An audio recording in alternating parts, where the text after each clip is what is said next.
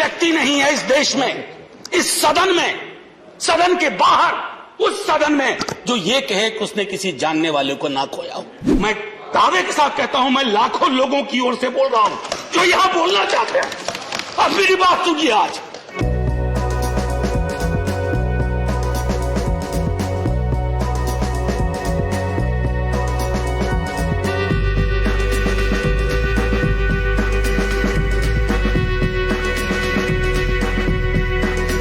और सबसे पहले माफीनामा उन तमाम लोगों को जिनकी मौत को भी हम एक्नॉलेज नहीं कर रहे हैं, जो हम जान ही रहे हैं कि वो मारे गए।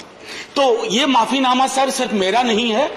मैं इसलिए ये बात कह रहा हूं कि मई के महीने में मैंने 6 आर्टिकल लिखे।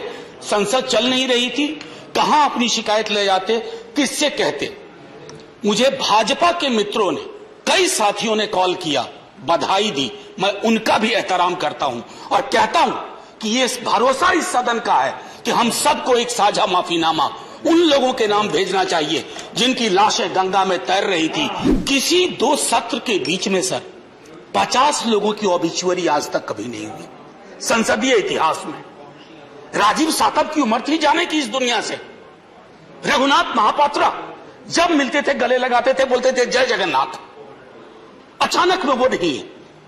ये पीड़ा व्यक्तिगत है, आंकड़ा मैं नहीं कहना चाहता हूं, मेरा आंकड़ा, तुम्हारा आंकड़ा, अपनी पीड़ा में आंकड़ा ढूंढिए। एक व्यक्ति नहीं है इस देश में, इस सदन में, सदन के बाहर, उस सदन में जो ये कहे कि उसने किसी जानने वाले को ना खोया हो। ऑक्सीजन के लिए लोग फोन करते थे, हम अरेंज नहीं कर पाते थे। लोग समझते हैं सांसद है, ऑक्सीजन पिछा देगा। 100 फोन में पूरे दिन में शाम को बैठ के देखते थे, सक्सेस रेट 2, सक्सेस रेट 3। हमको कौन सा आंकड़ा कोई बताएगा साहब? हमको नहीं, किसी आंकड़े की बात नहीं करनी है। हमें देखना है कि जो लोग गए वो जिंदा दस्तावेज छोड़ के गए हैं हमारे फेलियर का। मैं आपकी बात नहीं कर रहा साहब। आप कहिएगा 70 साल में कुछ नहीं हुआ, मैं उसमें जाना ही नहीं चाहता।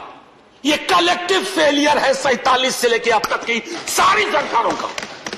क्या बना दिया हमने? मुझे पता नहीं था कि अस्पताल और ऑक्सीजन का क्या रिश्ता होता है सर।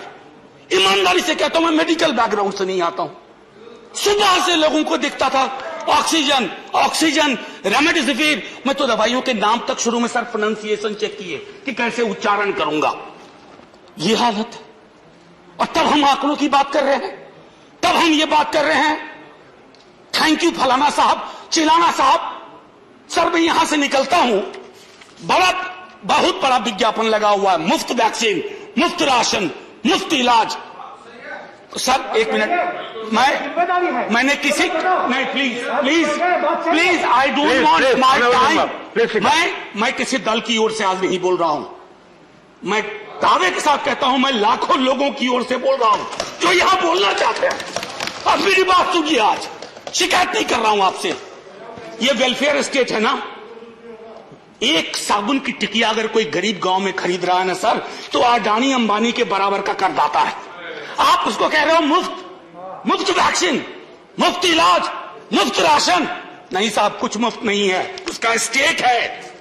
इस वेलफेयर स्टेट का कमिटमेंट है, उसको आप डिनाइग्रेट मत करिए। वो 1.5 महीना कैसे बिताया है इस मुल्क ने। हमारे सदन के कोई लोग बड़ी मुश्किल से बच के आए, हमें नाम नहीं लूंगा। पूरे देश ने वो वक्त कैसे बिताया है, नाइटमेयर की तरह लगता है सर, डरावना लगता है। और ये जो उस बीच में कहा गया कि सरकारें फेल नहीं की, सिस्टम फेल कर गया। अरे साहब, ये सिस्टम कौन क्या है? बचपन से सुनते थे कि सिस्टम के पीछे व्यक्ति होता है, सिस्टम के पीछे एक संरचना होती है। अगर वो सिस्टम फेल किया है, चाहे दिल्ली में या किसी गांव की गलियों में, तो वहां की सरकारें फेल गई। सिस्टम का नाम इसे मत दीजिए, क्योंकि यही वो सिस्टम बनाते हैं। आहत हूं, जगाना चाहता हूं स्वयं को भी, आपको भी, क्योंकि अगर गंगा में तैरती लाशें, सर जिंदगी में डिग्निटी चाहिए, मौत में उससे बड़ी डिग्निटी चाहिए। हमने अनडिग्निफाइड डेथ को विटनेस किया है, और अगर हमने इसको दुरुस्त नहीं किया सर, आने वाली सदियां माफ नहीं करेगी।